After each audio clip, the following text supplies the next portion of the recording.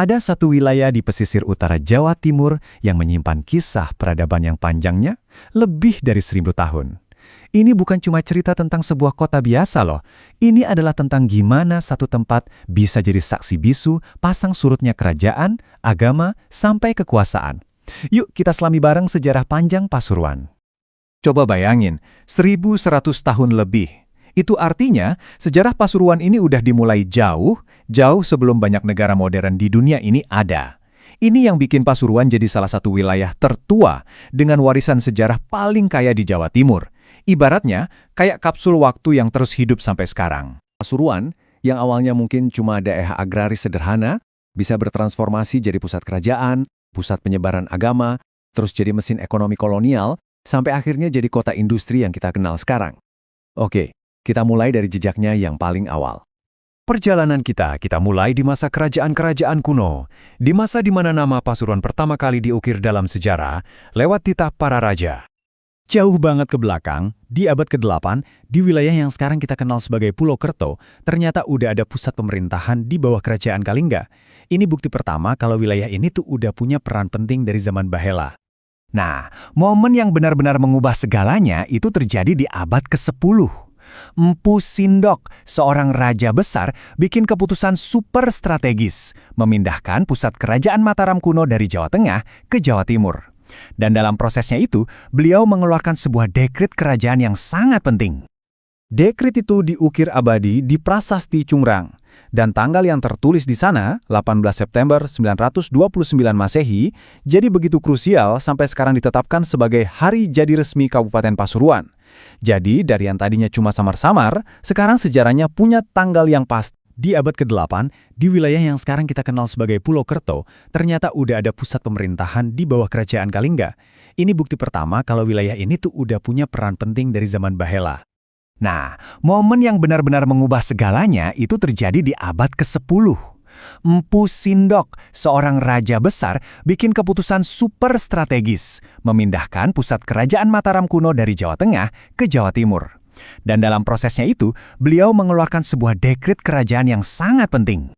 Dekret itu diukir abadi di Prasasti Cungrang, dan tanggal yang tertulis di sana, 18 September 929 Masehi, jadi begitu krusial sampai sekarang ditetapkan sebagai hari jadi resmi Kabupaten Pasuruan. Ke masa keemasan Majapahit. Di sini, nama wilayah ini disebut secara resmi di salah satu naskah kuno paling beken di Nusantara, yaitu Kitab Negara Kertagama. Disinilah nama Pasuruan tercatat untuk pertama kalinya. Setelah era kerajaan Hindu-Buddha, Pasuruan masuk ke babak baru yang penuh dinamika. Wilayah ini jadi semacam persimpangan jalan, jadi rebutan antara kerajaan Islam yang lagi naik daun dan kekuatan kolonial dari Eropa.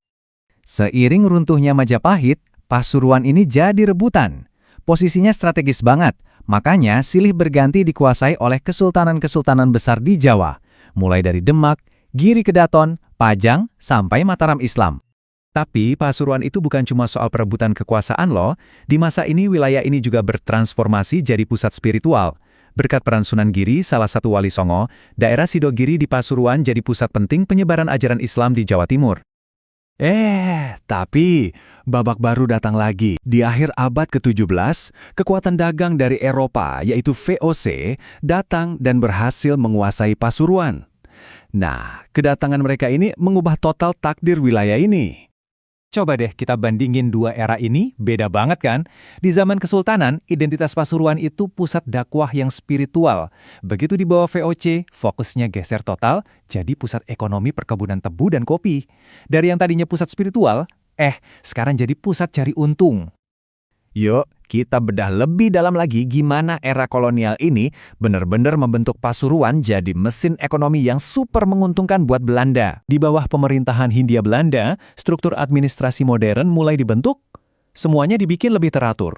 Mulai dari penetapan residensi Pasuruan tahun 1910, terus pembentukan Kota Madya atau Staatsgemeente tahun 1918, sampai akhirnya diresmikan jadi Kota Pasuruan setelah Indonesia merdeka. Dan tahu nggak? Identitas Pasuruan sebagai kota pelabuhan itu ternyata udah tua banget. Jauh di masa kerajaan Airlangga, pelabuhan ini dikenal dengan nama Paravan. Identitas ini nggak hilang loh. Di era kolonial, pelabuhannya yang sibuk itu dikenal sebagai Tanjung Tembikar. jadi pusat perdagangan yang penting banget. Pasuruan yang kita kenal sekarang itu ibaratnya kue lapis sejarah. Sektor industri dan perdagangannya kuat banget, itu warisan dari era kolonial. Tapi sektor perkebunannya juga masih signifikan, ingetin kita sama asal-usul namanya. Dan tentu saja, identitasnya sebagai pusat budaya dan religi tetap hidup dan kental sampai sekarang. Kalau kita rangkum perjalanannya, evolusi Pasuruan ini keren banget.